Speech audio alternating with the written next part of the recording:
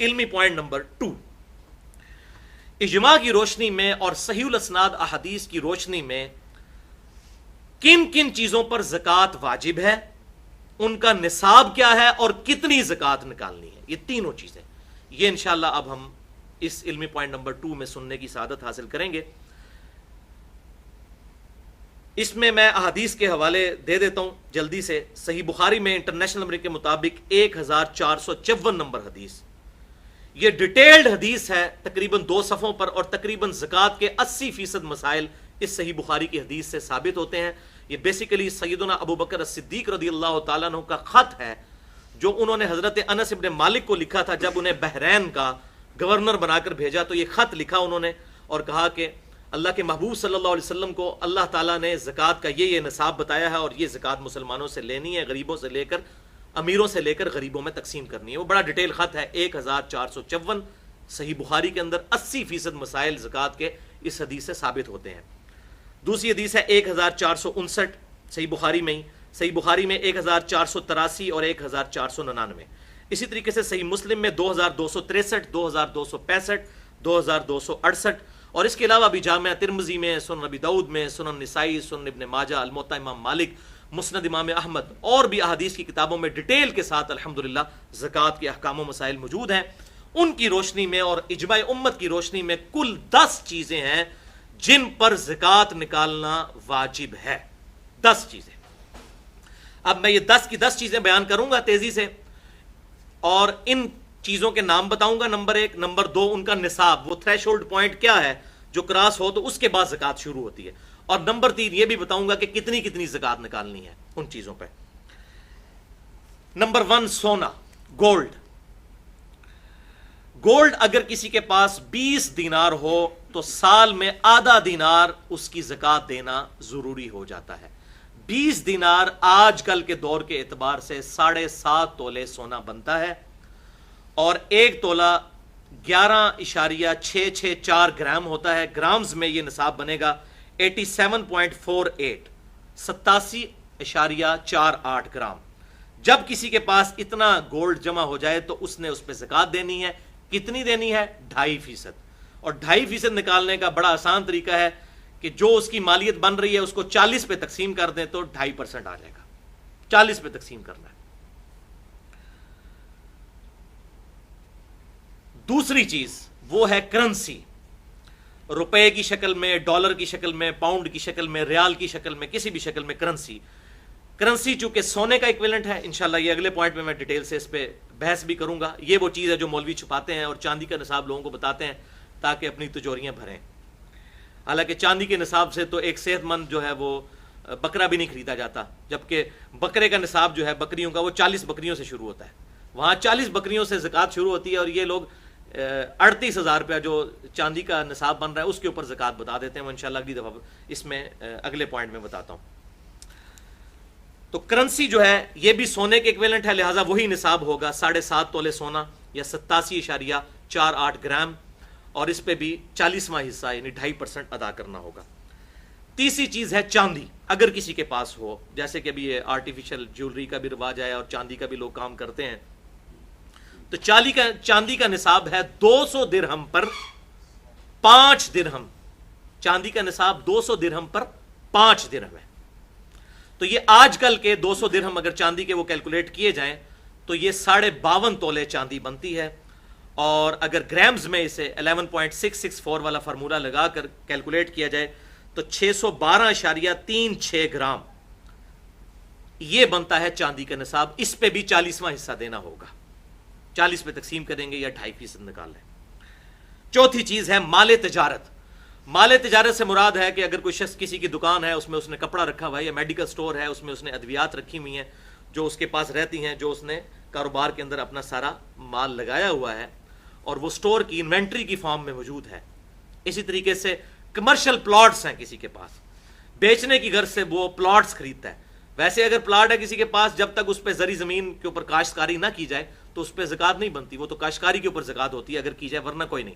लेकिन commercial plots बेचने की नीयत से जो लिए जाते हैं, चाहे प्रॉपर्टी डीलर ले या आम आदमी अपनी सेविंग को ये कर ले, चालाक बनने की कोशिश करे कि वो सोने की बजाय پلاٹ خرید لے اور کہ جی میرے پاس ہونا تو نہیں، زکات نہیں لگے گی، تو بھائی عقل آپ کی بھی نہیں کام کرتی کہ سیونگ کے اوپر زکات ہے. اللہ تعالیٰ کو تو دھوکہ نہیں آپ دے سکتے، اپنے آپ کو دے سکتے ہیں. تو کمرشل پلاٹس جو انسان نے خریدے ہوئے ہیں سیونگ کے طور پہ، ان کی بھی کیلکولیشن پر سونے کا نصاب لگے گا، اور اسی طریقے سے دکان کے اندر جو مال ڈالا ہوا ہے اس پہ بھی 40واں حصہ زکات دی جائے گی.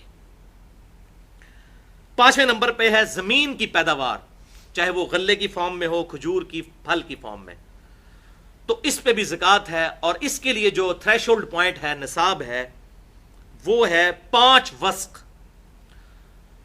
ایک وسق جو ہے وہ 60 سا کے برابر ہوتا ہے، اور ایک سا جو ہے وہ 4 مد کے برابر ہوتا ہے، اور ایک مد 600 گرام بنتے ہیں ہمارے زمانے کے.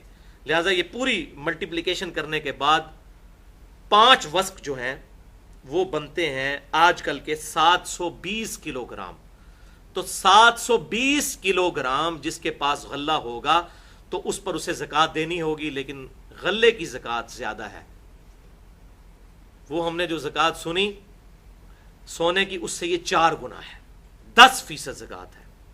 اور وہ اس صورت میں 10% ہے، اسے عشر بھی کہتے ہیں، کہ اگر زمین کی پیداوار کو جو پانی ہے وہ بارانی ہو، زمین اس کی یعنی نیچرل اریگیشن ہو، بارش کے ذریعے یا نہر کے ذریعے پانی اس کو لگتا ہو، جس پہ اس کا اپنا خرچہ کوئی نہ آتا ہو، تو پھر عشر دیں گے 10واں حصہ، 100 میں 10 روپے. تو یہ 720 جو ہے اس کو آپ ڈیوائڈ کر لیں 10 کے اوپر، تو یہ 72 kg اس میں سے زکات نکالنی ہوگی. اگر زمین جو ہے وہ کنویں کے ذریعے سیراب کی جاتی ہے، ظاہر ہے اس پہ بجلی کا بل بھی دینا پڑے گا، آپ خود بھی اس پہ خرچہ کر رہے ہیں، تو شریعت نے اس میں آسانی دی ہے کہ پھر آدھا عشر دینا ہوگا، یعنی پھر زکات جو ہے وہ 5% رہ جائے گی. اس طرح 10%، اس طرح 5%.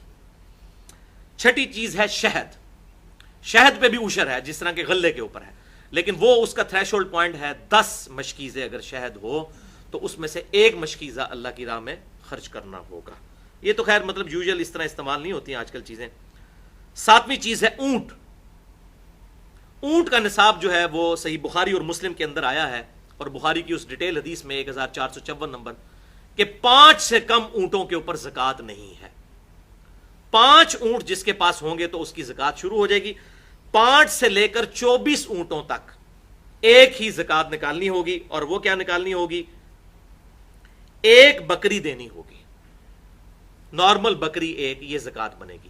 لیکن جیسے ہی 25 اونٹ ہوں گے تو 25 سے لے کر 35 تک اگر یہ اونٹ پہنچ جاتے ہیں تو پھر آپ کو یہ 35 اونٹوں کے اوپر 1 سال کی اونٹنی جو ہے یہ زکات کے طور پر نکالنی ہوگی. اور اس پہ بھی اجماع ہے کہ اس کے بدلے سونا یا کرنسی بھی دی جا سکتی ہے اس کی ویلیو کیلکولیٹ کر کے. 8ویں چیز ہے گائے. اس طریقے سے 35 کے آگے بھی ڈیٹیل چلتی ہے سینکڑوں تک، تو اب ٹائم نہیں ہے چونکہ آج کل لوگوں کی ضرورت نہیں، لہٰذا میں اسے چھوڑ رہا ہوں. 8ویں چیز ہے گائے یا بھینس. بھینس بھی گائے کے حکم میں داخل ہے. میں نے اجماع کی حجیت مسئلہ نمبر 31 میں یہ چیز ثابت کی ہے کہ امت کا اجماع ہے کہ بھینس گائے کے حکم میں داخل ہوگی. 30 گائے جب ہو جائیں گی تو پھر زکات سٹارٹ ہو جائے گی، اس سے پہلے زکات کوئی نہیں. اور جس کے پاس 30 گائے ہوں تو 1 سال کا اس نے بچڑا گائے کا وہ زکات میں دینا ہوگا. اور جس کے پاس 40 ہوں تو وہ پھر 2 سال کا بچڑا. اور اس طریقے سے پھر آگے ایکویشن چلتی ہے. 9ویں چیز ہے بکریاں اور بھیڑیں. ان پہ بھی زکات ہے. جس کے پاس 40 بکریاں ہوں گی تو تب اس کی زکات شروع ہوگی، 40 سے کم پر شروع نہیں ہوگی. 40 سے لے کر 120 تک صحیح بخاری 1454 نمبر کی روشنی میں حدیث نمبر 1 بکری زکات دینی ہوگی. 40 بکریوں سے لے کر 120 بکریوں تک جس کے پاس ہے. اور 121 سے لے کر 200 تک ہو تو پھر 2 بکریاں دینی ہوں گی. اور اسی طریقے سے آگے ایکویشن چلتی ہے. 10ویں چیز ہے دفینہ، رکاز یا معدنیات، یہ زمین میں سے نکلا ہوا مال. اس زمانے میں بھی صحیح بخاری میں آتا ہے کہ سونا کسی کی زمین سے نکل آئے، یا معدنیات نکل آئے، نمک نکل آئے، یا آج کل کے دور میں اگر کسی کی خوش قسمتی ہو تو تیل نکل آئے، تو اس پہ بھی زکات ہوگی. دفینے کے اوپر زکات سب سے زیادہ ہے، سب سے زیادہ زکات ہے اس کے اوپر، اور وہ ہے 20%. 100 میں 20 روپے، 5واں حصہ دفینے کے اوپر. یعنی کہ وہ 100 روپے کا مال ہے تو 20% دینا ہوگا، 5واں حصہ اللہ کی راہ میں خرچ کرنا ہوگا. یعنی عشر سے بھی ڈبل ہو گیا. سب سے زیادہ زکوٰۃ جو ہے وہ دفینے کے اوپر ہے, معدنیات کے اوپر ہے. اگر کسی کی زمین سے کوئی ایسا خزانہ نکلا ہے تو یہ سب سے زیادہ زکوٰۃ